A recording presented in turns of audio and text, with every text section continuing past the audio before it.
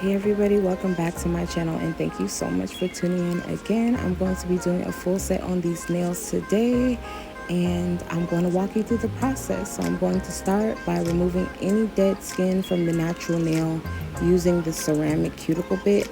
There's different cuticle bits. I have my favorite. This is not my favorite, but it still works. And then I'm going to go in with the fine sanding band and remove any of that shine from her natural nail. We're just removing the shine. We're not digging into the natural nail or putting down a lot of pressure. So we're using a fine sanding band for that. And then I'm going to use primer for retention. That's my C-Bond primer. It helps retain nail extensions or gel enhancements. Then I'm going to go in and start with this very thin layer of see-through super clear. Y'all, this layer is so thin, it's not even funny. You could barely see it. I know you could barely see it, but it's there. And I use it as a base coat in between the natural nail and the colored acrylic. Not necessarily so it doesn't stain the nails, but so that when I go in and do the fill on this set, I can just file the color off and still have that base of clear and then go in with another color. So I'm going to apply forms, and you guys know my clients don't have a choice. Y'all gotta get forms. Now, if they want curves, or if we're doing something extra or for content purposes, I definitely will use some tips. But for the most part, all of my clients who are paying are going to get some forms, because forms make my life easier, it makes their life easier, they last longer, and that's just what life is about over here at Mickey Nail Studio. So I'm going to start off, after I apply the forms, I'm going to start off with a thin layer of see-through clear on top of the tip part, and then I'm going to apply the colored acrylic to the entire nail. Now, I hope that you guys learned from this video, because I messed up. Unfortunately, I didn't do the process correctly. I should have done all of the clear at once, let it dry, and then done all of the color at once, and then encapsulated it. That would have been a better technique for this set, because at the end, I'm not sure if you guys will be able to see, but I hope you guys remember to look closely at the end before I do the design, that this nail, this pinky nail, had a light spot. Then you'll see right now, why am I using so many beads of color? Bead after bead after bead. Why? You don't need that much colored acrylic. It's because my colored acrylic was fusing into that clear because it was still wet, and it was causing imperfections in the solidity of the color. I hope that made sense, and I hope I said that right, because it doesn't sound like I said that right, but I hope that you nail techs understood what I was saying. But anyway, after I finish that nail, I'm going to encapsulate it in see-through super clear, and I'm just going to move on, and we're going to keep going. Obviously, I'm looking back on this video and I'm like, ooh, I did that wrong. That was the problem. But yeah, hindsight is 2020. So I hope that you guys remember that for future reference. Do your clear first, and then when you go back to the pinky or whatever finger you start with, you're supposed to start with the pinky. Go back and then do your color after the clear has dried, so you can have nice definitive layers between each coat, so that the colors don't fuse into each other and kind of mess things up. So anyway, we're doing white next. That white glows in the dark. Y'all know whenever I use white, I like it to glow. I don't even care if none of the other colors glow. I like to go in with my white. Check out that Glow Ho collection, because you guys know I'm really about that life. I don't even use regular white. I probably don't have great white shark anywhere near me, like where I can find it. All of my whites glow in the dark. That's just, again, how life goes at Mickey Nail Studio. But anyway, now we're doing some marble and we're doing some ombre, and just, I wouldn't say regular stuff. It's just easy stuff. Marble is so effortless, and ombre, once you get the hang of it, you'll be doing it all the time because it's so easy.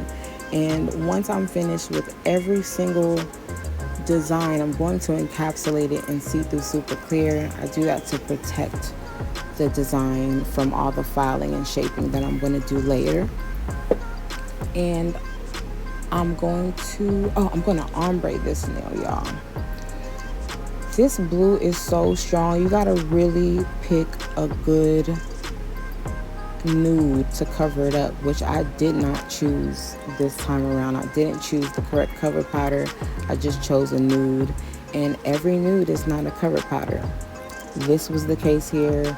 So again, I messed up. This is just one of those sets where I really didn't do an amazing job.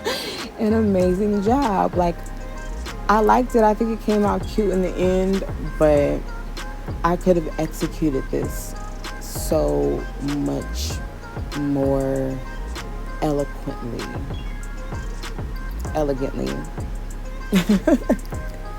Anyway, y'all, excuse me. Anyway, the acrylic application is done. Time to remove those forms and get started on the shaping process. And I'm going to be using an extra coarse sanding band. Per usual, you do not have to do this step. I do this step because it's faster. It makes the nails more crisp. It's faster, and who wants to sit here all day hand filing? Nobody wants to sit here all day hand filing. I tell you guys all the time, you gotta pull out your hand file. It's really just going to get the job done and put the finishing touches on the set. But utilize your e-file. If you are e-file trained, go in with that e-file and let it do the work that it's supposed to do for you. So I'm using my e-file, an extra coarse sanding band, and not only am I using it to shape the nails, I'm using it to cut the nails down, and I'm using it on the top of the nail to bring down like any excess bulkiness. You guys know when I lay my set, a lot of times it's thick now. Y'all know how I do nails. So sometimes the nails are really bulky. So I go back in with this extra coarse sanding band and I take down all of that extraness. And I bring it down nice and sleek. And I use my hand file to taper in the rest. So you guys are going to see that shortly, how I pull out my hand file. I use an extra coarse sanding band to start the shaping process, and then I use an extra coarse hand file to finish off the shaping process. I really go in. Shaping is very important. It's what your clients are going to remember, and even if they can't maintain the shape outside of the shop, it's really about that picture that they take when they get in the car once you're done with their nails. I'm just saying. So when it comes to shape, spend all of your time on preparation so that the nails stay on, and spend all of your time on shaping so that the nails look good while they're on. That's all. You know, most clients are just sticklers for shape. Understand your clients' nail beds, their nail plates, how wide they are, how narrow they are, and work with that. You're the artist. You know what's right. You know what looks good. Duck feet nails do not look good on skinny nail beds. They just don't. Short stilettos do not look good on wide nail beds. You gotta know as the professional how to shape these nails so that your client looks at their hands and feels like the nails that they have not only look good but complement their fingers. That's all, y'all. But anyway, I did all that shaping with the hand file. The hand files are 80 grit. I use 80 grit, 100 grit. You can get away with 180 grit, but I like a really crisp shape. So get in there with that hand file. Go in with your medium sanding band and just smooth it over. And then use this cone bit, that's cone, like ice cream cone, and seal and blend those cuticles, make them nice and flush to the natural nail so it looks like your client grew these nails out herself. I'm going to wipe them down with some acetone, get those scratches out. You can see they leave the client's nails kind of ashy. And we're doing some matte top coat, y'all. You can never go wrong with matte. Well, some people don't like matte, and some people can't maintain matte because matte stains very easily, y'all. So also remind your clients of that. But matte looks gorgeous on some white, and especially on this Victory Lap blue. I can't help myself. I always do matte on top of Victory Lap. But I'm going to gel top coat these nice and, pretty. I don't cap the nails. I don't cap the free edge. Oh, yeah, I forgot to tell you guys. I use foil gel on this nail. The secret to foil gel is curing it for a long time. Cure that bad boy for 5 minutes and it'll stick to anything. You can use it as a fly swatter. Don't use it as a fly swatter. But I'm saying that foil gel really gets the job done. So unfortunately, I didn't let it sit as long as I should have in the lamp.